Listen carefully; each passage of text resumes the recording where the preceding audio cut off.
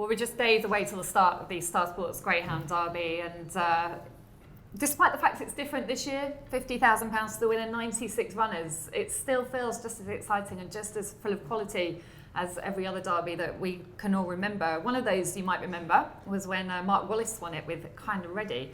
He had a pretty good assistant trainer at the time, this man, Patrick Janssens. I know you absolutely love Kind of Ready.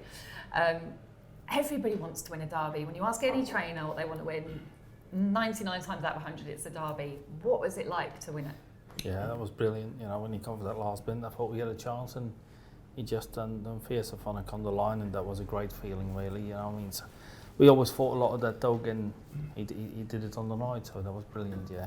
So now, obviously, as a trainer in your own right, you know, I ask people all the time, what would it mean to you to win the derby? But can you sort of quantify what it would mean to you? No, that's sort of why you train greyhounds, really. There's the ultimate prize. It's the biggest prize in greyhound racing, in my opinion.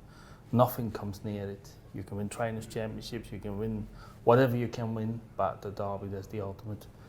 And listen, hopefully we'll win it one year, but we do our best. I mean, it's quite a lot of pressure though when you have a dog like Bocco's Doomy, and I'd imagine very, very exciting as well. How do you stay so calm? I don't feel pressure at all. Listen, all you can do with dogs is do your best. What will be, and there's always next week. And what can you do? He didn't draw the easiest heat, he drew not a great draw, but it is what it is. We do our best. The dog is in good health, he's sound, and we hopefully on Saturday he finish in the first three, and if we don't, you know, we go for something else. That's all you can do. You can get worked up about it and everything, but it won't change. It is what it is. Lofty, what are the biggest losers for Star Sports? So the two Dinglage dogs are the main big losers at the moment. Again, a lot of these stem from going back to when the derby was meant to be run back in June. So both Dinglage Sirius and Dinglage Rapid are both big losers. Again, Blue Tick George, again going back to the derby.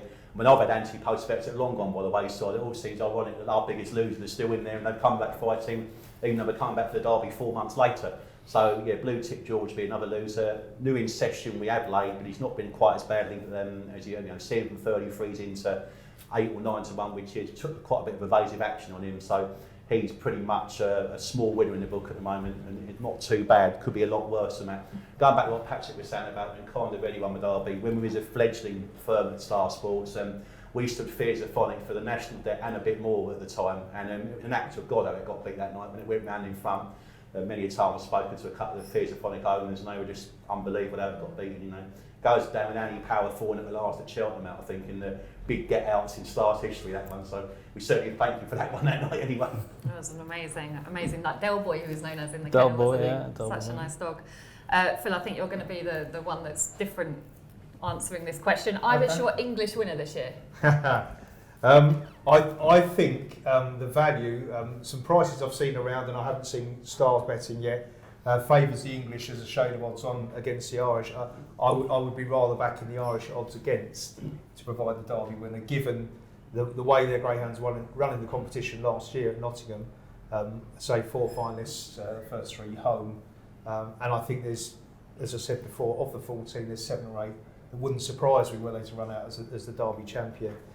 Just one addition to what Patrick was saying about like training the Derby winner, and I think he speaks a lot of sense, because all you can do is get these greyhounds to the competition and then do your best. And you think, but for the grace of God, Ice on Fire, who we've been talking about all year as the Derby favourite and a Derby potential Derby winner for Jimmy Fenwick and all this team, he's not there. And if you just you're in and you've got a chance, that's all you hope for, Pat, and the rest will play out, won't it, on the track. So I wish you all the best, and I think there's a bet maybe to be had in Patrick one day training a Derby winner. I think it's a certainty that'll happen. Do you want to put Phil straight on the fact it's going to be an English Derby winner this year?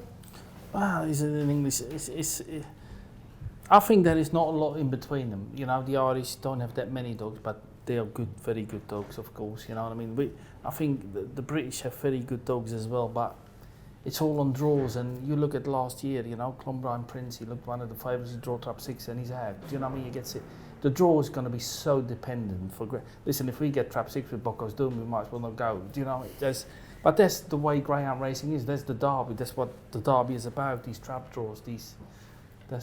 And you just need to be lucky. Yeah, based on the strength and depth, Lofty, I'm going with an English Derby winner. I also think maybe some of the English dogs have been able to have ideal preparation, whereas obviously a lot of the Irish dogs are coming over, you know, fresh off the back of the Irish Derby or quite, you know, tough racing over there. Yeah, that's right. They've been campaigned over there. It's been quite stop-start. Obviously, we both had the same problems with lockdown, and you know, the Irish squad has certainly been put together quite late in the day.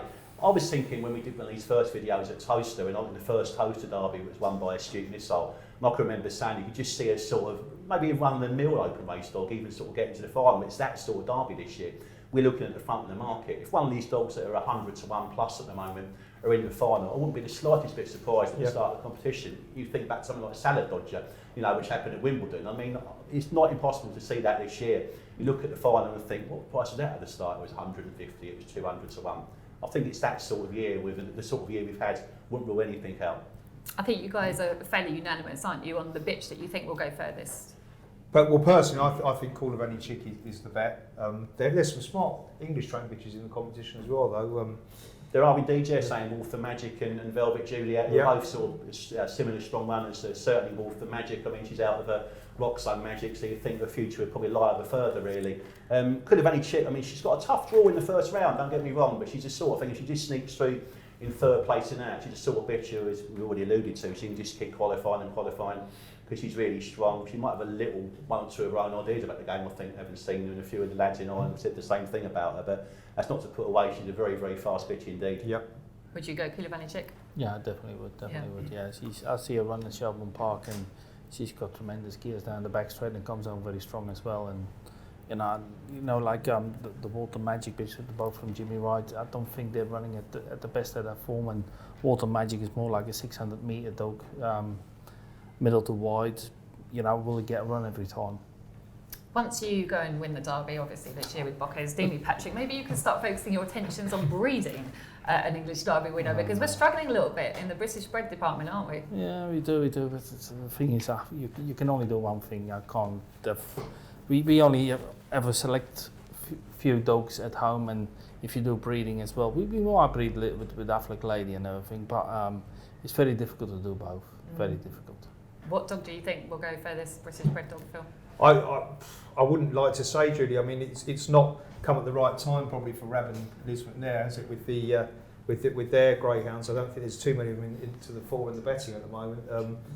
I haven't really been through the British bet. It's a very small number, isn't it? We're struggling, aren't we? Just the 5 of them, yeah. It's very rare. You saw Rab last year. He went to the Derby mob-handed, and I mean, Queen Jessie J would probably have been his ideal bitch, really. But I mean, Rab was pretty clear that she wouldn't stay the 500, and after winning the Produce Stakes at Swindon, he's rightly swerved it with her for other opportunities. I think the shortest one in the betting is Sharp Darcy of Seamus Cahill's. But he's in about 100 to 1 plus in the outright betting, so that goes to show where the British bred is. We'll put a market up, I dare say. It'll be a bit of a lottery. They'll all be pretty close together, the 5 of them. Which one to go the furthest? If any of them even get through the first round, which I'm pretty sure some of them will. So let's hope so.